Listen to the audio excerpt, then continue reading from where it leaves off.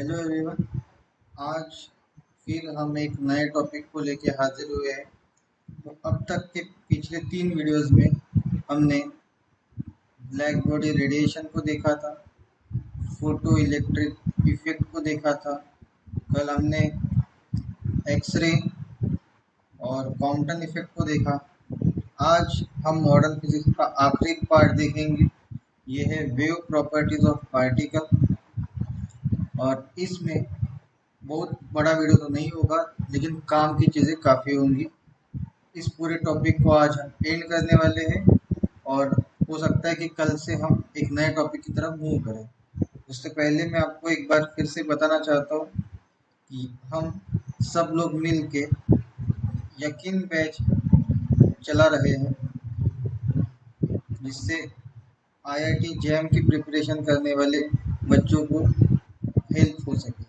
तो ये basically jam point of view से ये बैच चल रही है। तो लेकिन इसी बैच के अंदर हम HCU, DU, CUET, जेस्ट, इन सारी एग्ज़ाम्स की भी तैयारी आपसे करा लेंगे। तो आप हमारे साथ बने रहिए। अभी इस मंथ तो ये मॉडर्न फिज़िक्स का कोर्स MP, उसके बाद मैथमेटिकल फिज़िक्स और क्लासिकल मैकेनिक्स का कोर्स चल रहा है। मेरे बाकी 2 दोस्त ये 2 कोर्सेज चला रहे हैं, तो वो अच्छा पढ़ा रहे होंगे, तो आप उनके कोर्सेज भी देख सकते हो, आप मेरे कोर्सेज भी देख सकते हो। अगर आपको मेरा पढ़ाना अच्छा लगता है तो आप इस वीडियो को लाइक शेयर भी कर सकते हो, चैनल को सब्सक्राइब कर सकते हो। और अगर मैं जो चीज़ बता रहा हूँ उसमें आपको कोई गलती लगती है तो आप कमेंट सेक्शन में कमेंट कर सकते हो। और ग्रुप्स में आप ज्वाइन हो सकते हो, ग्रुप्स जो डिस्क्रिप्शन में मिल जाएगा आपको, वहाँ आप बता सकते हो कि क्या गलती हो रही है, क्या सुधार करना चाहिए। तो अगर चीज़ें आप बताएंगे तो डेफिनेटली मैं कुछ और करने की ट्राई करूँगा। और बाकी भी जो एजुकेटर्स से जो जैसे केमिस्ट्री के भी कोर्सेज चल रहे हैं, तो आप वो भी देख सकते हैं और यहाँ पे भी देख सकते हैं। तो अभी हम चलते हैं अपने टॉपिक की तरफ। और आज ये जो टॉपिक है इसका आखिरी पार्ट हम देखने वाले हैं और इसके बाद हम कुछ बातें करेंगे। तो बेसिकली हम ये सब चीज़ें जो देख रहे हैं मॉडर्न फिजिक्स के अंदर, ये ओल्ड क्वांटम मैकेनिक्स की बातें हैं। तो इन सब चीज़ों को कहा जाता है ओल्ड क्वांटम मैकेनिक्स। जो भी ये सारी चीज़ें हैं, क्योंकि इसमें हम सिर्फ इससे यहाँ तक चेंज किया है। इसके बाद जब श्रोडिंगर ने अपनी इक्वेशंस दी थी, वहाँ से न्यू क्वांटम मैकेनिक्स स्टार्ट होती है। तो क्वांटम मैकेनिक्स का अलग से कोर्स बनेगा जहाँ पे आपको वो चीज़ें सारी समझाई जाएंगी कि क्वांटम मैकेनिक्स के अंदर क्या क्या होगा। तो चलिए अभी आज की इस टॉपिक की तरफ हम मूव करते हैं। तो सबसे पहले हम देखते हैं कि वेव पार्टिकल ड्यूअलिटी क्या है। तो हम इसकी शुरुआत थोड़ी सी न्यूटन से करते हैं। उस ज़माने में जब न्यूटन ने थ्योरी दी थी तो लाइट को उसने पार्टिकल बोल दिया था। फिर हाइजीन ने जब थ्योरी दी तो उसने उसे वेव कंसिडर किया। फिर काफ़ी सारे फिनोमिनन्स आए जिन्होंने पार्टिकल नेचर को सपोर्ट किया, काफ़ी लोगों ने वेव को सपोर्ट किया। तो अब बेसिकली पार्टिकल और वेव क्या होते हैं, तो उसके लिए कुछ प्रॉपर्टीज हैं कि जैसे अगर एनर्जी और मोमेंटम की मैं बात करूँ तो ये चीज़ शो करती है पार्टिकल नेचर। और एम्पलीट्यूड और वेव वेक्टर ये चीज़ें जो है ये होती है वेव की कैरेक्टराइजेशन, ये पार्टिकल की और ये वेव की। अब काफ़ी सालों तक इन दोनों के बीच में कॉन्फ्लिक्ट चलता रहा कि लाइट पार्टिकल है या लाइट वेव है।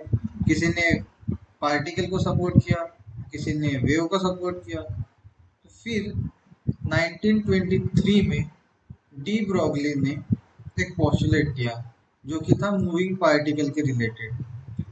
उसने कहा कि जो मूविंग पार्टिकल होगा वो दोनों नेचर, मतलब मूविंग पार्टिकल जो होगा वो बेसिकली है तो पार्टिकल, लेकिन वो मूव कर रहा है तो वो वेव बिहेवियर भी शो करेगा।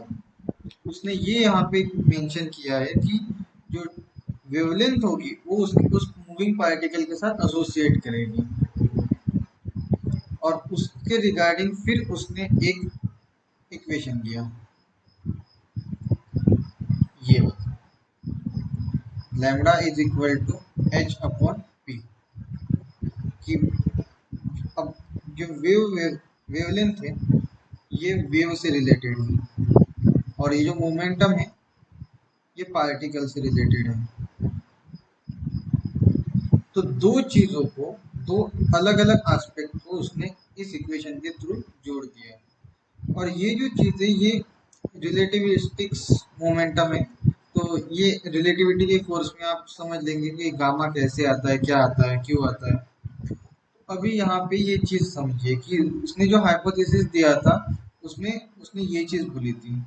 इसके अलग अलग फॉर्म है, जैसे इसको काफी प्रूव भी किया गया आगे। तो ये हाइपोथेसिस जो दिया था कि इस तरह से, उसको एक्सपेरिमेंटली वेरीफाई किया था डेविएशन जर्मन एक्सपेरिमेंट में। तो ये एक्सपेरिमेंट आने में लगे 4 साल। उसने हाइपोथेसिस दिया था 1923 में, और ये चीज आई 27 में। तो जब आई तो उसने ये चीज को प्रूव कर दिया कि हाँ, डी ब्रॉगली ने जो कहा था सही कहा था। अब यहाँ पे एक चीज ये भी है कि हर मूविंग पार्टिकल के साथ वेव एसोसिएट नहीं रहेगी। उसके लिए एक चीज होनी चाहिए कि जो वेवलेंथ है वो उसके साइज से, समझो ए से अगर मैं साइज डिनोट करता हूँ तो उससे कंपेरेबल होनी चाहिए, ऑलमोस्ट ऑलमोस्ट इक्वल होनी चाहिए, उसके ऑर्डर में होनी चाहिए। कि अगर जैसे किसी नॉर्मल इंसान की बात करो तो अगर वो 1 मीटर हाइट का है तो उसकी जो वेवलेंथ होनी चाहिए वो भी सम मीटर के फॉर्म में होनी चाहिए, 10⁻⁻⁴ फॉर्म में। बट अगर वो इस फॉर्म में नहीं आती है तो वहां पे वेव एसोसिएट नहीं होगी, या उसका कोई सिग्निफिकेंस ही नहीं होगा। ये बेसिकली बात है कि जैसे हम अगर देखते हैं, अगर मैं इलेक्ट्रॉन की बात करूं तो इलेक्ट्रॉन का मास और उसकी अगर वेलोसिटी c भी पकड़ लेते हैं तो मैं यहाँ से वेवलेंथ निकाल सकता हूँ जो उसके साइज के कंपेरेबल आ जाएगी। इलेक्ट्रॉन की जो साइज होती है, जो मीन रेडियस होती है इलेक्ट्रॉन की, उसके कंपेयर में आता है। लेकिन जब एक नॉर्मल इंसान की मैं बात करूँ, जो नॉर्मल इंसान अगर 40 kg का उसका वेट है और वो 10 मीटर प्रति सेकंड की रफ्तार से मूव कर रहा है, और जब मैं कैलकुलेट करता हूँ तो मुझे आता है -35 के ऑर्डर में वेवलेंथ। तो इस केस में मैं उसकी वेवलेंथ नहीं डिटेक्ट कर पाऊंगा।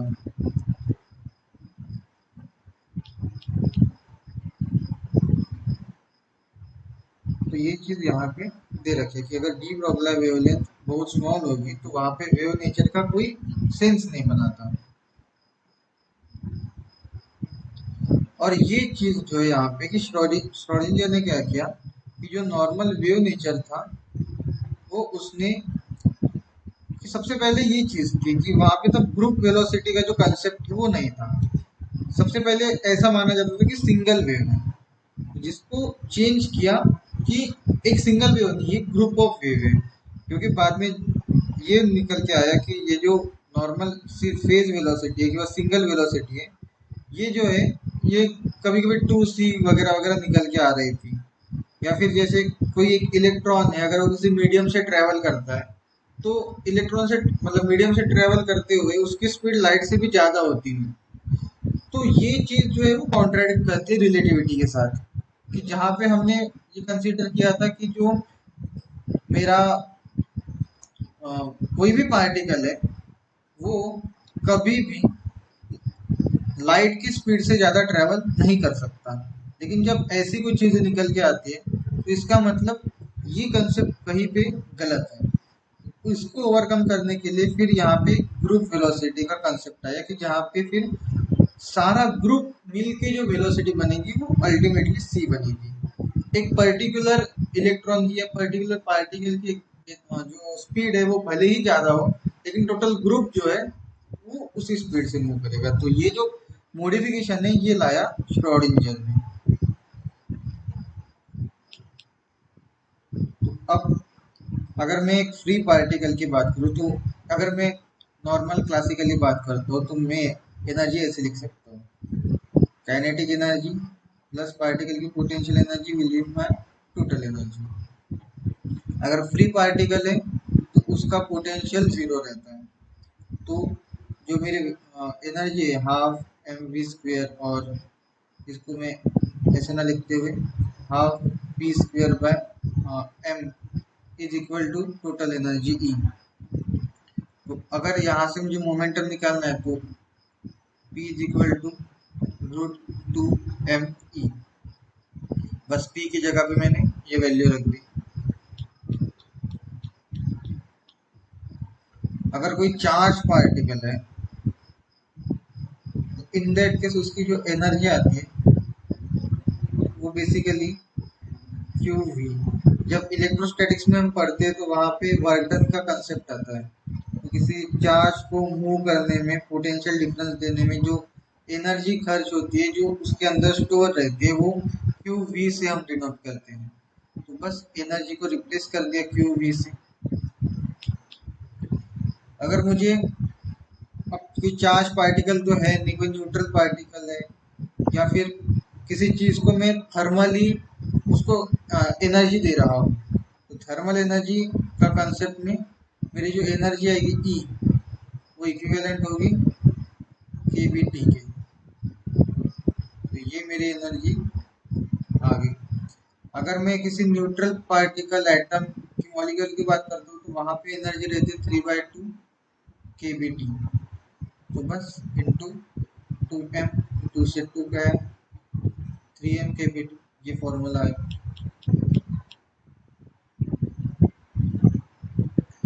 ये अब ये एक इम्पॉर्टेंट टॉपिक है, ये जो कुछ रिलेशन है ये रिलेशन देख लीजिए आप कि फेज वेलोसिटी जो होती है उसका रिलेशन इस तरह डिनोट होता है। तो ये बेसिकली कैलकुलेट हुआ है, इसका काफ़ी कैलकुलेशन है। जब मैंने नोट्स बनाए थे तो उसके अंदर काफ़ी कुछ चीज़ें ओमिट कर दी थी, बट अब इसका अगर को प्रूफ चाहिए तो मैं आपको प्रूफ प्रोवाइड करा दूंगा। तो बेसिकली जब काफ़ी कैलकुलेशंस हुए, जैसे पिछले अभी मैंने कहा था कि श्रोडिंगर से पहले, तो जब कैलकुलेशन निकल के आया तो वहां से फेज वेलोसिटी का इक्वेशन ये आया। बट अब यहाँ पे देखिए कि ये जो v वेलोसिटी है ये हमेशा c से छोटी रहेगी, तो इसका मतलब जो फेज वेलोसिटी है ये c से काफी बड़ा है। और रिलेटिविटी के अकॉर्डिंग ये चीज हो ही नहीं सकती, c से बड़ा कुछ भी नहीं हो सकता। तो जहाँ पे अगर c से बड़ा कुछ जाता है तो वहां पे एनर्जी का ट्रांसमिशन, ये सब चीजें पॉसिबल ही नहीं होंगी।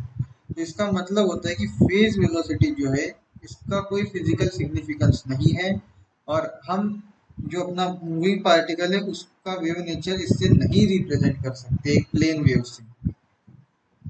तो तब जाके कंसेप्ट आया ग्रुप वेलोसिटी का कि एक सिंगल पार्टिकल ही मूव नहीं कर रहा है, तो एक, जैसे समझो एक पार्टिकल ऐसे मूव कर रहा है, एक ऐसे मूव कर रहा है, कोई ऐसे मूव कर रहा है, कोई ऐसे मूव कर रहा है, इसकी वेलोसिटी 0.1 सी होगी, इसकी 2 सी, इसकी 0.5 सी, ये सी से मूव कर सकता है। तो ऐसे ओवरऑल जब इसका सुपर पोजिशन हम लेंगे तो ओवरऑल स्पीड जो निकल के आएगी मेरी वो यही निकल के आएगी।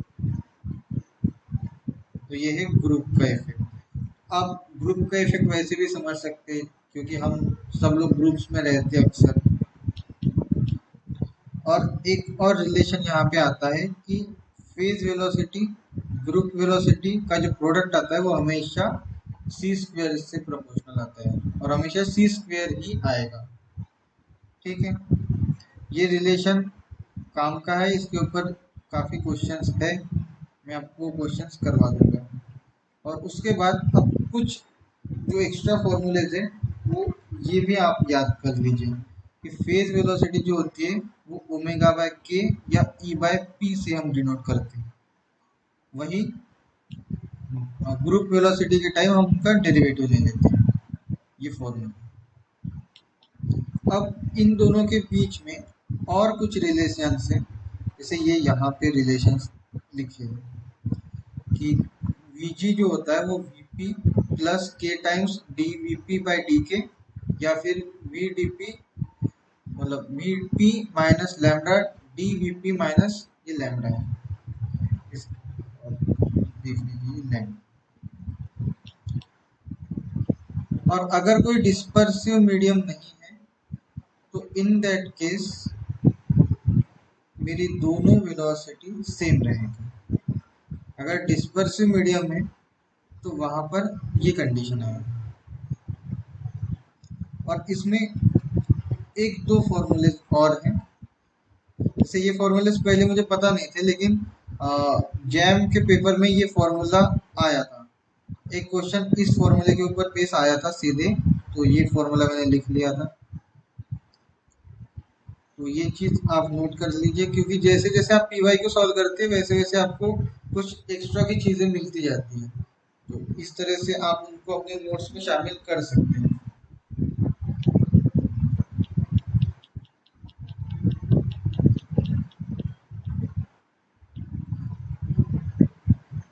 तो अभी जो हम ये देख रहे थे कि डिस्पर्सिव नॉन डिस्पर्सिव, तो उसका पॉइंट ये यहाँ पे लिखा है कि जब ओमेगा जो होता है वो मेरा लीनियरली वेरी करे के साथ, तो वो मेरा नॉन डिस्पर्सिव मीडियम है। और अगर वो ओमेगा के लीनियरली वेरी नहीं करता है तो वो मेरा डिस्पर्सिव मीडियम हो जाएगा। तो यहाँ पे एक इक्वेशन शायद कम लिखा है मैंने, वो बेसिकली ये है कि जब आप ड्यूअल नेचर की बात करते हैं तो यहाँ पे एक इस तरह से रिलेशन बनता है, omega square is equal to omega naught square plus c square k square. ये रिलेशन आप याद कर लीजिए, पेपर में सीधे सीधे यही रिलेशन बताते हैं, पूछते हैं कि अभी इससे फाइंड आउट करो जो भी करना है। तो यहाँ से ओमेगा नॉट तो मेरा कांस्टेंट है, तो ओमेगा जो है ओमेगा स्क्वायर बेसिकली यहाँ पे इस तरह से प्रोपोर्शनल आता है इससे। तो ये रिलेशन आप ध्यान रखिए, इसके ऊपर बेस ही आपसे वो ग्रुप वेलोसिटी फेज वेलोसिटी के ऊपर क्वेश्चन पूछेगा। अगर वो इसमें आपसे ये पूछ सकता है कि ये चीज दे रखी है, इसमें कुछ और करेक्शन करके वो दे सकता है चीजों में, और फिर पूछेगा कि वीजी निकालो, वीजी एंड यहाँ पे समझो मैं कुछ एन ले लेता हूँ, ये एन जो है ये फ्रैक्शन होगा, ये आपको इस इक्वेशन से निकालने को बोल सकता है। यहाँ पे पावर में वो कुछ गड़बड़ कर सकता है, तो इसी रिलेशन से वो यहाँ पे क्वेश्चन आपसे बना सकता है।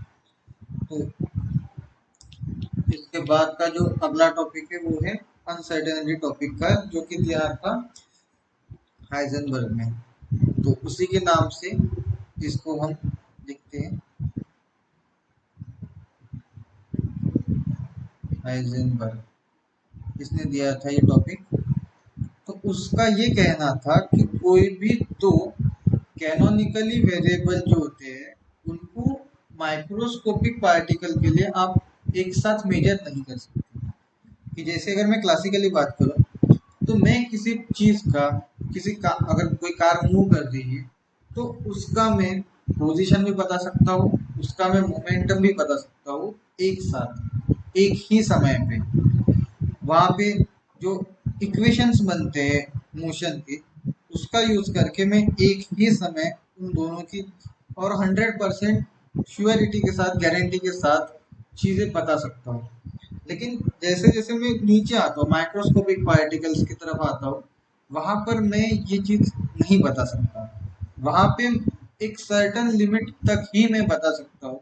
अगर मैं कोई चीज 100% एक्यूरेट के साथ बता रहा हूँ तो मैं दूसरी चीज नहीं बता पाऊंगा। तो जैसे अगर मुझे किसी पार्टिकल की पोजीशन पता है तो मैं उसका मोमेंटम बिल्कुल भी नहीं बता पाऊंगा। अगर मुझे मोमेंटम के बारे में पूरी इंफॉर्मेशन है तो मैं उसकी पोजीशन नहीं बता पाऊंगा। तो विद इन एक सर्टेन लिमिट मैं उसकी प्रेडिक्शन कर सकता हूँ। और वो चीज यहाँ पे ये है कि जो अगर मुझे मेजर भी करना है तो कुछ एरर्स आएंगे मेरे मेजरमेंट के अंदर।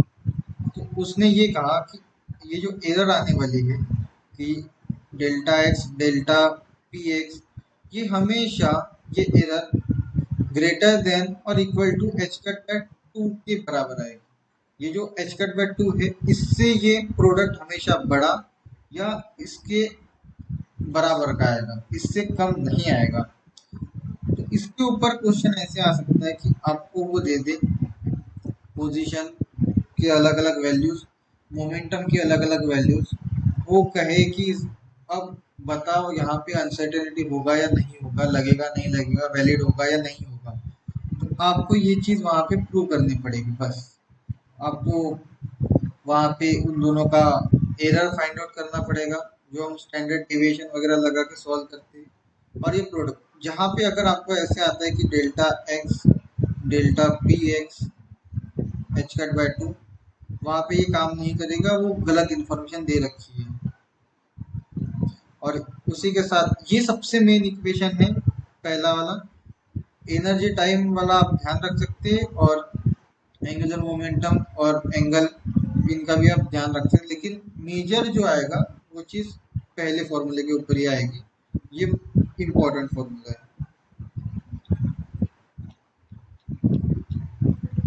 अब जो हमने देखा था, तो कुछ चीज़ें जो इससे पहले ड्यूअल नेचर ऑफ लाइट में हमने देखी थी, तो बस उसी का यूज़ करके कुछ चीज़ें लिखिए इम्पोर्टेंट। आप इनको सीधा डिराइव भी कर सकते हैं कि जैसे वेवलेंथ ऑफ मैटर वेव। अब मैटर वेव नाम आया तो कुछ चीज़ें बता देता हूँ।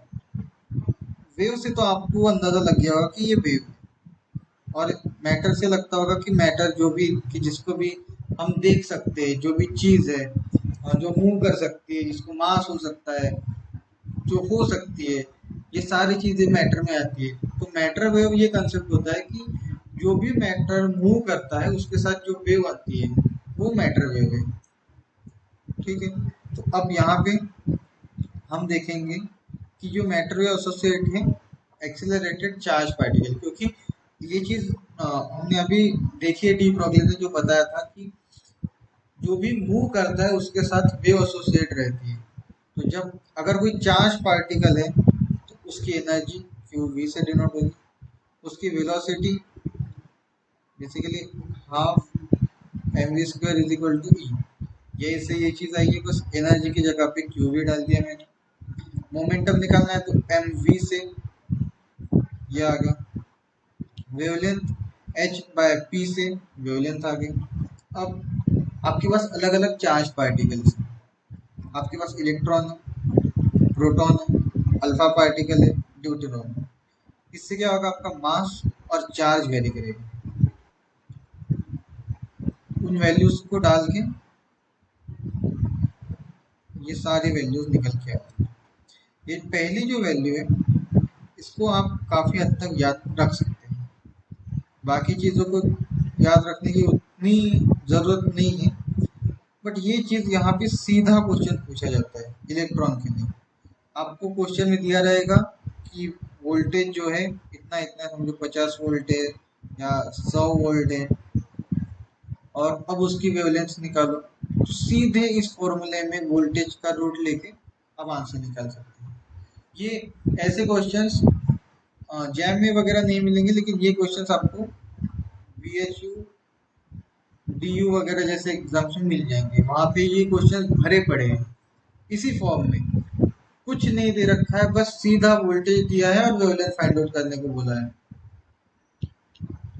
और ये चीज़ वैसे पेपर में नहीं आती, बट नॉलेज पर्पस के लिए कि रिलेटिविस्टिकली डी ब्रॉगली वेवलेंथ किस प्रकार फाइंड आउट होती है, आप देख सकते हैं। तो अभी हम देखेंगे कि जो डेविसन जर्मन ने जो एक्सपेरिमेंट किया था 1927 में, और इन्होंने प्रूव किया कि हाँ, डी ब्रॉगला ने जो कहा था वो सही था। वो एक्सपेरिमेंट प्रूव करने के लिए, जो हाइपोथेसिस दिया था वो प्रूव करने के लिए ये एक्सपेरिमेंटल सेटअप है। तो यहाँ पे जैसे ये, यहाँ पे थोड़ा सा इसको ठीक से बना देता हूँ।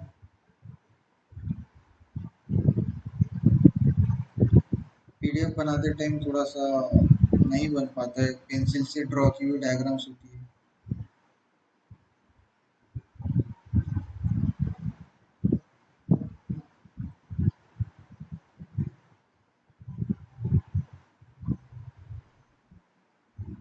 यहाँ पे हाई टेंशन बैटरी है, ये HTB, ये मेरा निकेल का क्रिस्टल,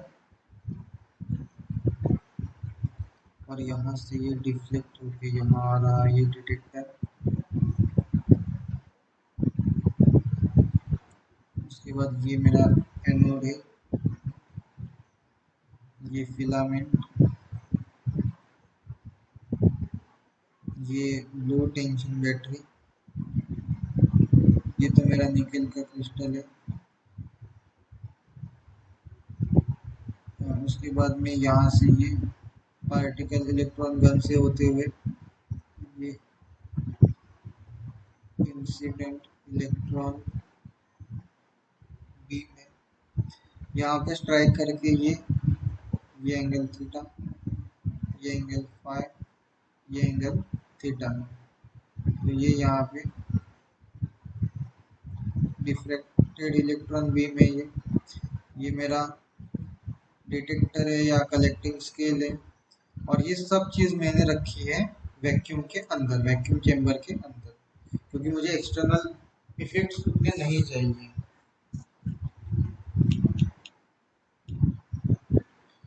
तो जब उन्होंने ये डिफ्रैक्शन को देखा था, तो इस सेटअप में बेसिकली तीन चीज़ें, एक इलेक्ट्रॉन गन है जहाँ से इलेक्ट्रॉन्स आएंगे, एक मेरा निकेल का क्रिस्टल है जिससे वो डिफ्रैक्ट होंगे, और तीसरा होगा इलेक्ट्रॉन डिटेक्टर जहाँ पे मैं उसको कलेक्ट करूँगा, डिटेक्ट करूँगा कि कैसे हो रहा है, किस एंगल पे वो आ रहे हैं, ये सब चीज़ें। तो जो मेरी इलेक्ट्रॉन गन है उसके अंदर टंगस्टन फिलामेंट है जिसको मैंने बेरियम ऑक्साइड से कोट कर रखा है, और जहाँ से मेरे इलेक्ट्रॉन्स आएंगे। तो यहाँ पे क्या होता है कि मैंने बैटरी लगा रखी है, तो बैटरी की वजह से वहाँ पे हीट प्रोड्यूस होगी, जिससे वहाँ पे इलेक्ट्रॉन्स बाहर निकलेंगे, और उनको एक पोजीशन कोलिमिनेट करके उन बीम्स को निकेल के जो क्रिस्टल है उसके ऊपर फॉल किया जाएगा, उनके ऊपर एक पर्टिकुलर एंगल पे। जब ये चीज़ होगी तो वहाँ से उस निकेल के क्रिस्टल से इलेक्ट्रॉन बीम्स जो है वो डिफ्रैक्ट होंगे अलग अलग एंगल्स पे। तो जब अलग अलग एंगल्स पे वो डिफ्रैक्ट होंगे तो ऑब्वियसली मुझे कुछ ना कुछ पैटर्न स्क्रीन पे दिखेगा। तो जब ये चीज़ होती है तो उसके बाद पता चला कि जो फाई एंगल है उसकी वैल्यू अगर 50 डिग्री हो, या थीटा एंगल जिसकी वैल्यू 65 डिग्री हो, तो मुझे मैक्सिमा मिल रहा है, और ये मैक्सिमा मिल रहा है 54 वोल्ट पे। तो इसका बेसिकली ग्राफ कुछ इस तरह से है कि यहाँ पे मेरा करंट है, कलेक्टर करंट, और यहाँ पे मेरा एंगल फाई। जब मैं ऐसे इसको मेजर करता हूँ तो ये चीज़ ऐसे ऐसे होते हुए समझो ऐसे ग्राफ में आता है वो ऐसे कि यहाँ पे ये जो है ये 50, और वोल्टेज की भी बात करूँ तो वो भी इसी तरह से आता है। ये जो मैक्सिमा आता है ये यहाँ पे 54 वोल्ट पे आता है, और ये कलेक्टर करंट है। तो इससे अंदाजा लगाया कि अच्छा यहाँ पे ये मैक्सिमा मिल रहा है। तो ये मैक्सिमम वाली वैल्यू लेके जब मैंने सॉल्व किया इसको, तो ये देखो ये जो इलेक्ट्रॉन के लिए सीधा फॉर्मूला यहाँ पे 54 डाल के मेरा आंसर आया 1.67 एंगस्ट्रॉम। अब ये जो ब्रैग्स लॉ है, मैंने यहाँ पे n को 1 ले लिया, वेवलेंथ मुझे निकालनी थी, एंगल मेरे पास था 65 डिग्री, डी मेरे को पता है। तो ये जो चीज़ें हैं ये एक्सपेरिमेंटल एरर्स के बीच में ही आती हैं, कि ये दोनों वैल्यूज में बहुत ज़्यादा अंतर नहीं है। तो इससे ही पता चलता है कि डी ब्रोगली हाइपोथेसिस जो है वो काफ़ी हद तक सही है। तो आशा करता हूँ कि आज का वीडियो आपको समझ में आया होगा। मैं जो भी चीज़ें आपको बता रहा हूँ आप उसको नोट कर सकते हैं, बार बार पॉज करके लिख सकते हैं। अगर आपका रिस्पांस है तो आप ग्रुप में, मतलब आपको अगर अच्छा लगता है ये चीज़ें, मेरे नोट्स आपको अच्छे लगते हैं तो आप ग्रुप में मांग भी सकते हैं, मैं प्रोवाइड करा दूंगा ये नोट्स। और अगर आपकी डिमांड रही तो नोट्स कैसे बनाएं, क्वेश्चंस कैसे सॉल्व करें, किसी पेपर से क्वेश्चंस को कैसे ट्राई करें, कैसे अटेम्प्ट करना है पेपर को, ये सारी चीज़ें को भी मैं बताने की कोशिश करूँगा। आप बने रहिए फिजिकेम एकेडमी के साथ। फिजिकेम एकेडमी, हमारे वीडियोस को आप लाइक करें, शेयर करें, सब्सक्राइब करें चैनल को, अपने ज़्यादा से ज़्यादा दोस्तों को बताएं। कुछ गलतियां होती हो तो हमें करेक्शंस बताएं, हम चीज़ों को ट्राई करेंगे, इम्प्रूव करने की कोशिश करेंगे। तब तक पढ़ते रहिए, मस्त रहिए। जय हिंद।